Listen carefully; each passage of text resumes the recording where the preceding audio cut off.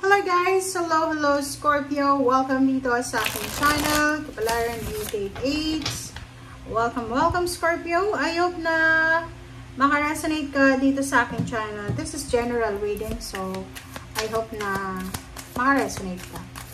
Ang reading natin ngayon, so bago tayo magsimula, tanungin mo yung sarili mo kung ano ba yung imbalance sa buhay mo, ano ba yung kailangan magbago sa buhay mo or baguhin sa buhay mo. So, tanungin mo yung sarili mo kasi posibleng lalabas dito yung solusyon or posibleng lalabas dito yung problema mo or posibleng lalabas dito kung ano man ang guidance or energy na kailangan mong marinig. Alright, so Scorpio.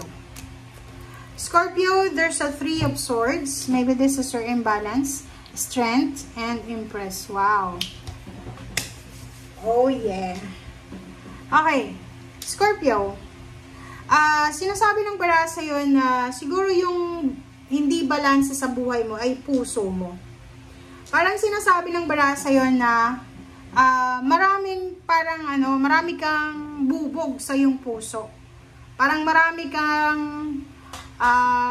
hindi maintindihan. Hindi mo maintindihan kung bakit nagsasuffer ka, kung bakit ka nasasaktan, kung bakit palagi na lang pain and heartaches ang nararamdaman mo. Kumbaga, walang contentment dito. Parang feeling bored, feeling helpless, hopeless, or lahat na ata ng less nandito.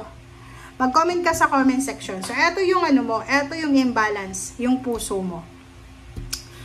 Sinasabi ng bara sa'yo dito ng strength card, this is fire sign energy, na kinakailangan mong maging matatag. Kinakailangan mong maging matatag, Scorpio, para ma-overcome kung ano man itong mga pain and heartaches na nararamdaman mo. Okay? And the universe will give you the freedom, the new beginnings, new creation, parang ganon. So, sinasabi ng bara sa'yo dito na oras na Scorpio, para tapusin natin kung ano yung dapat tapusin. So, say goodbye to the old, and say hello to the new. Parang gano'n yung sinasabi ng baraha. Say goodbye to the pain and heartaches. Say goodbye to the disappointments. Say goodbye to the rejections. And be strong, be courageous na harapin kung ano man to na pagsisimula or new beginnings na ibibigay sa inyo ng universe. Wow!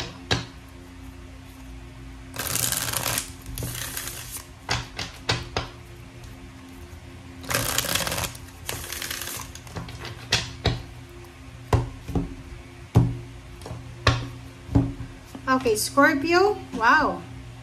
Reverse na partnership, 2 of fire. So yun, ang nakikita ko sa'yo dito, maybe may asawa ka, may boyfriend, girlfriend, may ka-live-in, may mga magulang pa, may kapatid. But parang feeling mo mag-isa ka lang. Parang feeling mo walang dumadamay sa'yo.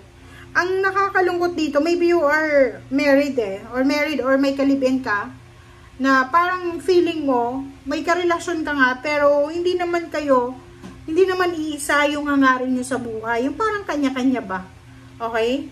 Na parang, halimbawa, may trabaho ka, may trabaho siya, yung pera niya, pera mo. Yung parang kanya-kanya kayo, na parang boardmate lang kayo, parang friends lang kayo sa loob ng bahay. Which is, parang hindi siya maganda as a couple, diba? Dapat mayroon kayong unity sa kung ano man ang gusto nyo.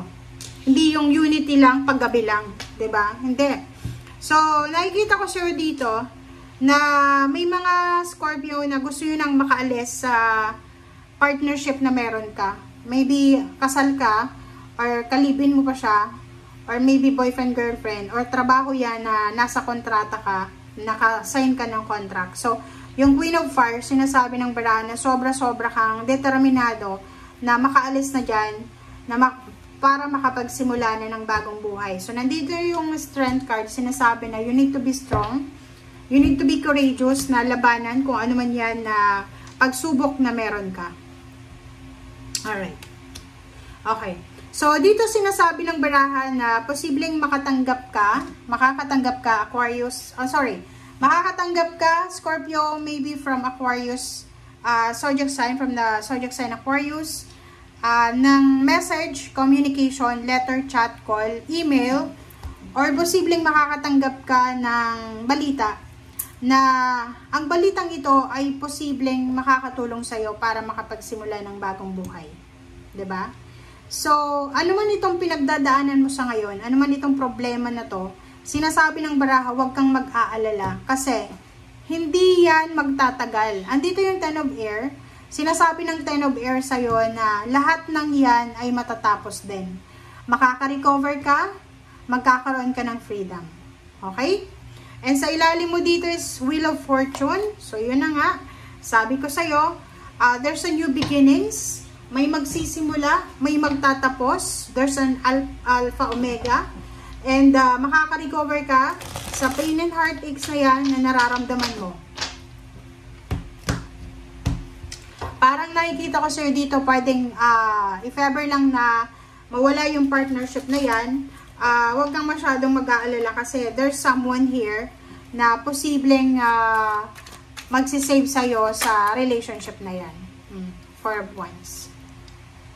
So, nakikita ko sa'yo, Scorpio, na yung pinaka-foundation mo talaga is yung pamilya. Parang, siguro isinilang ka na broken family or parang isinilang ka na hindi kompleto yung pamilya kasi maybe yung father is nagtatrabaho sa ibang bansa, yung mother naman is wala namang busy sa ibang bagay. So, parang ano ka, feeling mo mag-isa ka lang talaga. So, sinasabi ng baraha sa'yo, ng Ten of Wands na simula bata siguro, ang dami-dami mo ng obligations na pinapasan. Simula bata, parang ikaw na yung padre de pamilya, ikaw na yung breadwinner, parang ganun. So, eto talaga yung foundation mo. Eto talaga yung foundation mo na sana, parang feeling mo, yan yung pinaka-importante sa'yo. Hindi masyadong importante yung pera, pero ang importante sa'yo is yung magkaroon ng kompletong pamilya, yung pamilya talaga na masasabing iyo. Okay, so Four of Wands, Four of Wheels, dalawa yung strength card mo dito. So, sinasabi ng baraha sa'yo na huwag kang mag-alala, Scorpio, kasi there's a Four of Wands. Sinasabi ng baraha na kung hindi ka pa kasal, single ka ba, looking for a relationship, may, in the near future, possible na ikakasal ka. In the near future, posibleng makakapag-ipon ka ng pera para sa pagpapakasal or pagpapatayo ng bahay. In the near future, there's a luck, there's a progress, there's a change na posibleng magdadala sa'yo ng sobra-sobrang contentment, especially sa usaping pera. Yung financial mo, sobrang magiging strong yung financial mo eh. Parang sinasabi ng baraha na ihanda mong sarili mo, Scorpio, para sa pagbabago ng financial status mo. Hindi ko alam kung bakit, maybe makakapag-asawa ka ng mayaman or pwedeng magkakaroon ka ng maraming pera. Kasi may luck and progress dito eh. Pwedeng manalo ka sa loto or pwedeng makapag-asawa ng mayaman, magkaroon ng inheritance, magkaroon ng parang kung may negosyo, lalaki yung kita ng negosyo, pwedeng makakapunta ka ng ibang bansa. Basta marami ditong paraan. There's so much choices and options na posibleng ibigay sa'yo ng universe para magkaroon ka ng parang ano to eh, foundation, financial strength, financial security and balance. Okay? Thank you guys for watching. Bye!